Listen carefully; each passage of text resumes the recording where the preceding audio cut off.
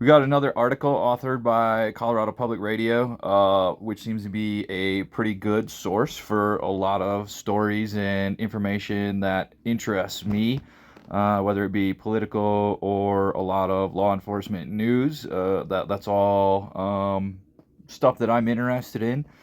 This article is about Colorado law enforcement welcomes speedy AI facial recognition technology along with rules. Some advocates worry about privacy and misuse. So, law enforcement is using AI, and I want to let you know I already read through this article and I read through it, and it starts with this story that is about a lady who is suicidal, and they use facial recognition technology to ascertain her real name to actually get a dialogue going with her to help her get off of a bridge. And it kind of like paints the picture that this is a good technology. Like, I'm sure that there are like very limited times, such as that story, where the technology can be beneficial and helpful. But at the same time, in my opinion, it's a Fourth Amendment violation for an officer to use it at their discretion, not incident to arrest, to actually attain a person's identity. You should be secure in your person, effects, and papers as per the Fourth Amendment. Anyways, let's read this, and of course, it is Arvada Police Department that is using this technology, while at the same time, Arvada Police Department does not even have dash cams on their cruisers. So when they uh, arrest the wrong person, me, and put me in the back of the vehicle, me, thinking that they've got somebody else that they were looking for, they can slide their vehicle all up and down the road and tell me that I'm a bad driver while they're um, trying to make fun of me for sliding in some snow in the middle of winter, and then they go ahead and just do that to be pricks, basically. Anyways, Arvada officer Brian Malone stands where he used artificial intelligence facial recognition software and eventually helped a woman threatening to jump 60 feet off the bridge off an RTD park and ride garage. I'm not going to read the editor's note, but if somebody is having a crisis, there's a hotline here, 1-844-493-8255. So share that if you know somebody that needs it. Anyways, the woman in Arvada had her legs dangling off a 60-foot bridge that went straight down to the concrete and told police she was thinking about jumping. Arvada police officer Brian Malone tried to gain some rapport with her when the officer, who had been on patrol by himself for a year, was called out to help. He asked her name, he chatted with her about her day and what she was worried about, but she warned him if he got any closer, she would jump. Malone noticed that the name she initially gave him only agitated her when he repeated it. She continued to use both arms to pick her body up and swing herself over the 60-foot drop off, risking a deadly fall far below. Malone eventually stepped aside and snapped a still photo of her with his body worn camera. Using artificial intelligence facial recognition software, he ran the photo through the department's database. Notice that right here, it doesn't say that there is any other human check or anything to what he's doing here. It doesn't say that there's an arrest involved or anything like that. He just did it, and there is not another person involved in him doing it that had to okay the information being released back to him. Within a few seconds, there was a 92% match from a mugshot with a different name. We were strictly there to lend any support we could, Malone said. We weren't trying to lock up anybody. We weren't there to arrest anybody. This is always what cops say, but then they escalate every single situation that they get involved in. Malone then decided to use her actual name, the one AI found scanning thousands of existing booking photos. That bought a few moments, and something clicked. Officers were eventually able to get close enough to pull her from the ledge and put her in an ambulance. They haven't broadly touted it, but law enforcement agencies have used facial recognition technology since the 2000s, comparing photos of suspects or victims to existing databases or mugshots to get accurate names or contact information. Until about 2017, though, law enforcement officers said the technology was limited, slow, and quite frankly, flawed. So the police are admitting that the technology is flawed. I don't know what changed in 2017 that something got better, just the AI technology, I guess. But in recent years, as artificial intelligence has evolved to make the software quicker and more accurate, officers said agencies in Colorado started using it more broadly. So often people go to big box stores and shoplift, and there are photographs in there, or they use fraudulent credit cards. It has been very difficult as we've worked through the challenges with the state legislature to allow us to run these faces through these databases, said David Shipley, a former Adams County detective and commander who now runs the Colorado Information Sharing Consortium, which coordinates the statewide database of faces, mostly from mugshots. It's worth the effort to run a photograph of an unknown subject to give us leads on who this might be. So he's saying that it's worth the effort to run a photograph of an unknown subject. I mean, he's not saying that there's any hesitation to using the technology. He's saying that they're just going to use it. They're just going to figure out who that they're talking to. And that's not legal. Rules set around AI. For agencies approved to use the program, these cop intuitions are legal within the guardrails set by the state lawmakers in two different state laws governing the law enforcement use of facial recognition technology. Officers are required to subject any AI facial recognition result to a human review. In the previous story that I read, I said that there was no human review that they noted or anything like that. So I don't know who looked at it, but that it would probably be important information to add to the story if it had needed a human review. And it wasn't even the technology that was relevant to actually saving the woman's life. It was catching her off guard because they snuck up behind her. So they just said something that surprised her, and they snuck up. So that could have been anything, and it's not particularly AI that saved that woman's life. As one example of a beneficial use. Particularly if a result sparks a match that could lead to an arrest, law enforcement agencies also must fully disclose their use of facial recognition technology to the community and to the governing body that oversees them, be it a city council or county commissioners. I never saw anything. I follow City of Arvada Facebook. As much news as I possibly can get from the City of Arvada because they seem to be particularly authoritarian. And I never saw them posting anything about them using AI tech. So, them letting the community know. I wonder how many people in Arvada actually know that police officers are using this. These are high enough hurdles, at least so far, that only 6 agencies in the state are fully authorized to use facial recognition technology legally for purposes of investigations. The vast majority of them super small, including Meade, Brighton, and Avon PDs. I'm just saying here that they're using it for an investigation. An investigation can be an illegal detainment of a person, and usually in an illegal detainment, first thing that a cop is going to try and do, meaning that there isn't a crime, they're just investigating. They're not sure if a crime has been committed. First thing the cop's going to try and do is they're going to try to ID the person that they're talking to. And it should be something that's incident to arrest. If they can't figure out the person's ID and they refuse to ID and they're going to be arrested anyways, at that point in time, they should be able to use it. But to just ID any person is a constitutional violation. Go read the Fourth Amendment. Several others are in the process of training and having public meetings. The state's largest agencies, Denver Police, El Paso County Sheriff's Office, the Colorado Springs Police Department, and the Jefferson County Sheriff's Office, aren't using it at all, at least not yet.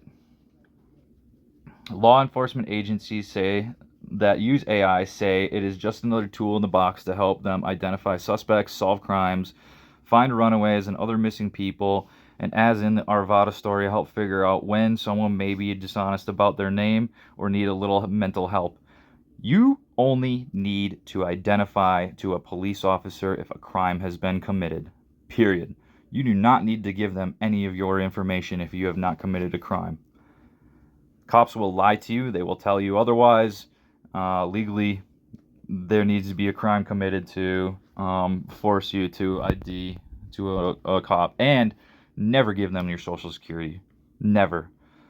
We couldn't get an arrest warrant for somebody simply based on this one factor, said Detective Dave Snelling, a spokesman for the Arvada Police Department, which is one of the larger agencies with access to the database. I don't know any jurisdictions that would based on this. But they can use it to escalate, and they will. The vast majority of the LexisNexis database is composed of booking photos or mugshots taken at jails and law enforcement agencies during prior arrests.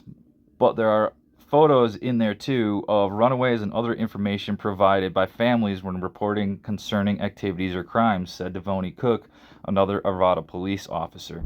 So they're really trying to elevate this narrative of runaways, families, helping, and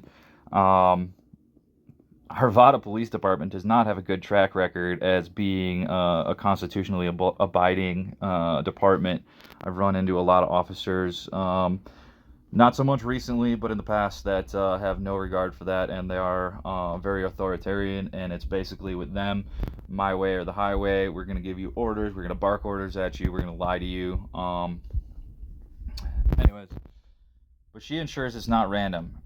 It's not a photo from a traffic camera or something off of their social media or something off the street. Not just a random photo, Cook said. People think that everything is taking a photo of them, and every photo that gets taken of them can be utilized by us to compare that to facial recognition, and that's not the case. Good. You wish it was the case. I'm sure you do. Snelling compared it to a fingerprint match. Hey, you know what you need to do to actually be fingerprinted by the police? You need to be arrested and booked. So you're comparing it to fingerprinting, and fingerprinting only comes after you've been arrested and booked. So they're going to try and use this technology as basically fingerprinting and IDing people, but they're going to use it prior to any arrests.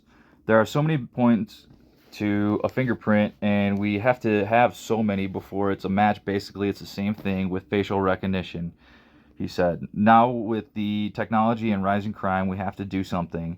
It's the same as cell phone tower searches.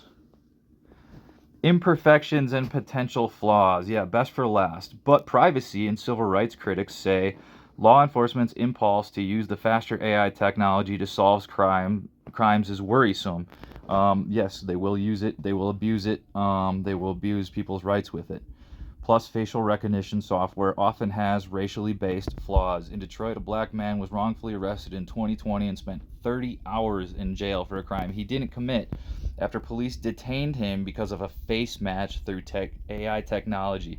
So this guy wasn't doing anything, not committing any crimes. The AI got it wrong, and he had to deal with his life being threatened, his safety being threatened, and he was kidnapped for 30 hours by the police for not doing anything wrong, because a officer stopped him and used this technology on him, and the technology was wrong.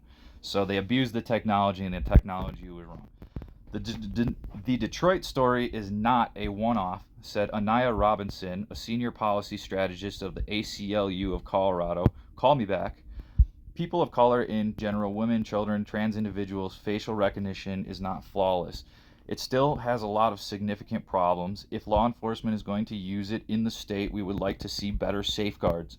Broadly, Robinson is worried about how long they're keeping the data in facial recognition database, which photos they're using as comparisons, and how they're getting the initial still photo to begin with. Currently in Colorado, Shipley said law enforcement agencies are only authorized to compare faces to existing mugshots in a LexisNexis database and not, say, faces from social media or the driver's licenses bank operated by the state's Department of Revenue. We have to look at it only as lead generator because the computer or the technology can make suggestions of who you are, but real police work has to happen to make sure your civil rights are protected, said Shipley. Truth. And they are going to not do the work. They're going to take the shortcut, and they're going to try and use the AI, who has been a peace officer since 1977. You have to look at any technology to be a suggestion and not the absolute. But even if law enforcement agencies are only using booking photos, Robinson pointed out that policing and criminal records are severely overpopulated by black and brown faces, and that facial recognition technology has been proven to be biased against people of color as well. When we're trying to use the technology that we know misidentifies people of color within databases that are heavily populated by people of color, the rates of misidentification are going to increase more than they would otherwise, Robinson said, noting that the vast majority of people who create the facial recognition software are white and they're utilizing more white faces to train the technology. We have concerns that there is a potential that it is not being followed as carefully as it needs to be. So there's a heavy emphasis on race right here with the ACLU, and I don't know if the ACLU looks for people who are minorities or people of color to represent, but I've had a couple of clear-cut cases, and I can't even get these people to give me the time of day. So maybe it's because I'm white. Lawmakers grapple with AI oversight. Even though law enforcement agencies acknowledge they have used some kind of facial recognition technology for more than 2 decades, the legislature got involved in governing it only in 2022 because the government can only react to what is going on in the world. They can't be ahead of technology, and they can't be ahead of they can only be reactionary. They can't predict what's going to happen. In addition to protocols put in place for how officers can use the software, the law created a task force that monitors how local governments use facial recognition software. A more recent law, though, has morphed that task force into one that looks at AI broadly with less emphasis on law enforcement. Democratic State Rep Brianna Titone, who represents parts of Arvada, said there are benefits to facial recognition technology, but there needs to be a privacy balance. Duh. I don't think law enforcement has the intention to use or misuse the technology, but sometimes it's easy to cross that line, said Titone, who helped author another bill signed by Governor Jared Polis a couple of months ago that added consumer protections in state law regarding it. When it comes to any kind of AI in general, we have to have the constant conversation about it. As this technology gets better and the uses become more common, we have to have a conversation about how to place guardrails on these things without stifling the innovation that is good. Robinson points out that even if law enforcement agencies have rules about when and how they use AI technology, that doesn't mean individual officers will always do the right thing. That's it. Nailed it. Individual officers don't, they all take an oath to the Constitution, and individual officers are trained through their police training at the same time on how to get around the Constitution and violate those rights. They abuse their power and their authority, and they will do that here. Historically, law enforcement officers use technology in their departments in inappropriate ways, he said. Single officers don't always follow those policies, and having access not only to database full of individual personal data, which includes not only folks who have been charged and arrested, but also witnesses, victims, and being able to use that with facial recognition allows for a level of surveillance of a more general population that feels comfortable from a civil liberties perspective. Yeah, it's like Chinese, when are we going to get our social credit scores? Chinese watching you, surveillance, constant surveillance, police state, 1984, George Orwell, 1984. Go read that. Wheat Ridge Police Chief Chris Murtha is in training and organizing the requisite community meetings to get approved to use facial technology in the suburb west of Denver. And you know what? Wheat Ridge PD, they're on my shit list too. I just had a incident at a pool where there was a altercation between 2 other guys, which I wasn't even involved in. I was just a guest at the pool, and police came and they put everybody, including me, into handcuffs, threatening us because we wouldn't ID, that they were going to force fingerprint us. And I laughed at them and told them that they were never going to get that from me. They would have to take me and arrest me to actually take me in because I didn't do anything. But they let us go.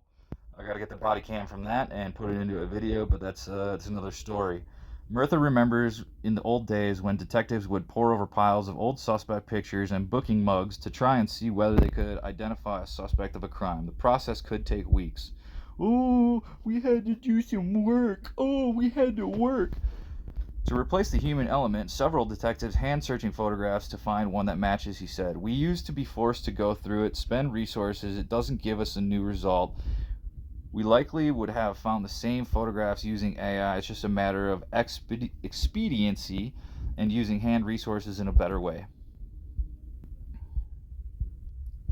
And I guess that quote is just the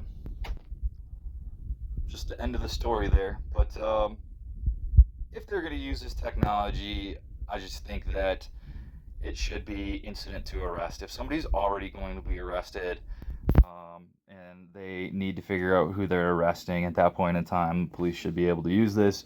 Until then, they need to do actual police work, find an actual crime, and they have no right violating people's Fourth Amendment rights. Y'all have a good day. Like, comment, subscribe, follow. Later.